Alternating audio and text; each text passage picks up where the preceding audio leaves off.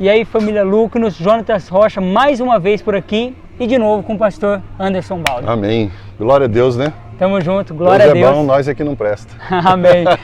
E hoje, para o fechamento aqui dessa série, eu queria perguntar, pastor, o que está nos impedindo de fazer discípulos?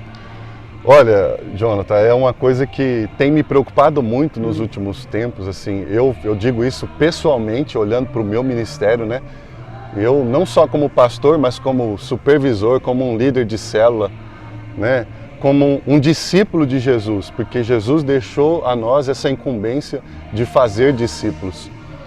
E a grande questão hoje em dia que eu vejo que tem nos impedido de realizar a missão, eu vou colocar aqui como perca do foco. Perca do foco. Perca do foco. Nós acabamos sendo enredados, né, por muitas coisas deste mundo. Porque o mundo hoje, a gente vê que o mundo, esse sistema maligno, né, a Bíblia fala que o mundo jaz no maligno.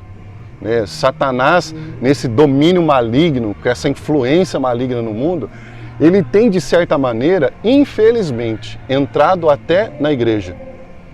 E como que ele tem feito isso?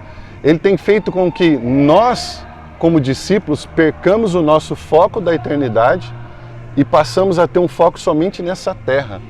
E aí, se a gente não tomar cuidado, a gente passa a seguir a vontade do mundo. O mundo quer o quê? O mundo quer que a gente segue a cartilha dele. Sim. Né? E o reino de Deus, né, até um assunto que eu vou começar a me aprofundar um pouco mais agora sobre isso, sobre o reino de Deus. Se a gente olhar o reino de Deus é totalmente oposto àquilo que a cartilha do mundo prega. Jesus fala, né, meu reino não é deste mundo. Meu reino não é deste mundo. Nada aqui parece com ele. Exatamente. Totalmente diferente. E a gente vê que o quê? A nossa carnalidade, se a gente deixar aflorar os nossos desejos, os nossos afãs dos momentos, né, da vida, a gente vai totalmente contra aquilo que Jesus orienta que deve ser um reflexo na vida de um discípulo dele. Né? Um discípulo que vive para o reino, em favor do reino, para que o reino cresça, que o reino se multiplique. Né?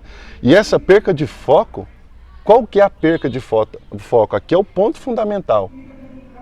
É quando a gente deixa de fazer o que a palavra manda. A gente falou até um pouco no último vídeo aqui sobre isso, que o evangelho é muito mais sobre o próximo do que sobre a gente. Né? Sim. Onde a gente perdeu o foco? A gente deixou de ter uma visão sobre o próximo.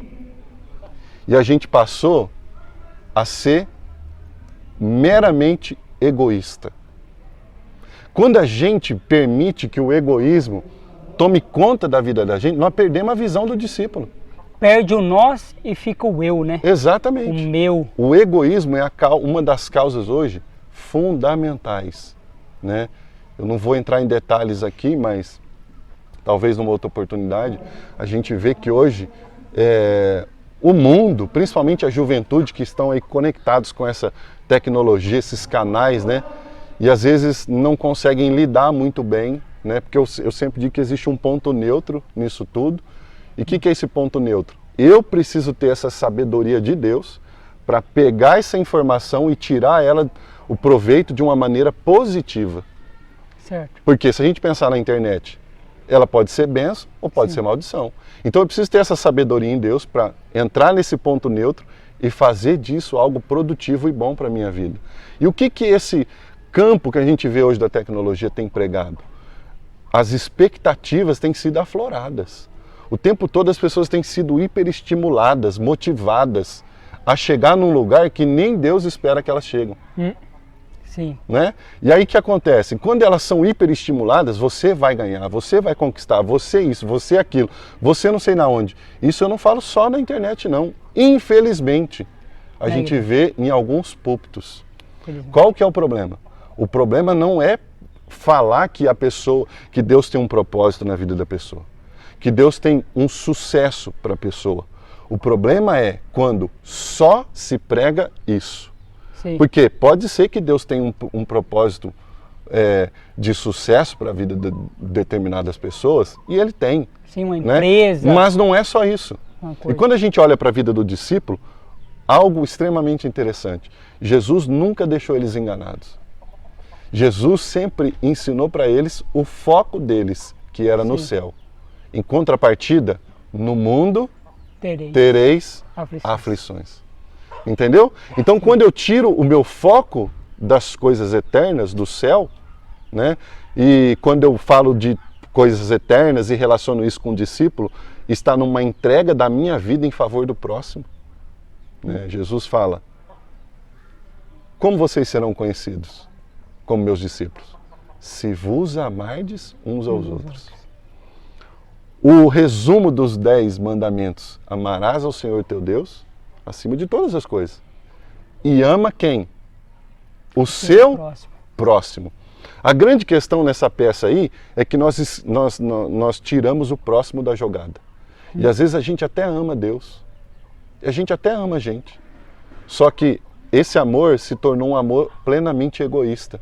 E nós perdemos o foco. E quando a gente perde o foco, a gente não executa a missão. Sim. Porque nós já fomos alcançados. Mas nós somos discípulos.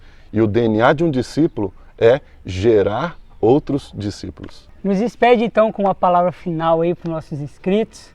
Amém. Eu queria deixar uma palavra para você e, sabe, essa pequena série aqui, né, 3 semanas aí de vídeos, que a gente falou um pouco sobre discipulado. Existe algo fundamental no cumprimento de todo esse processo e esse propósito. E esse algo está intimamente ligado à resposta que nós damos a Deus. Jesus, quando chamou os discípulos, ele chegou neles, né, na beira do rio. Simão estava pescando e falou assim: ó, deixa as redes aí, vem e me segue. Na coletoria de impostos, né, ele chegou, encontrou mais um lá e falou assim: ó, deixa isso aí. Eu acho que esse levou a caderneta. Era o anotador de Jesus. E vem e segue. E a gente vê que foram todos homens. Homens como eu, como Jonathan, como você. Mas o grande diferencial foi a resposta que eles deram para o Senhor. Uma resposta positiva. Confiando que na sua limitação o Senhor os capacitaria. Na sua falta de conhecimento o Senhor daria a eles sabedoria. E na sua falta de força o Senhor seria a força, o braço forte no cumprimento da missão. Então, responda positivamente ao chamado. Eu tenho certeza de uma coisa: você pode até sofrer, você pode até chorar, mas no final você vai se alegrar e vai valer a pena. Deus te abençoe. Amém. Em nome de Jesus. Glória a Deus, pastor. Amém. Obrigado. Até a próxima.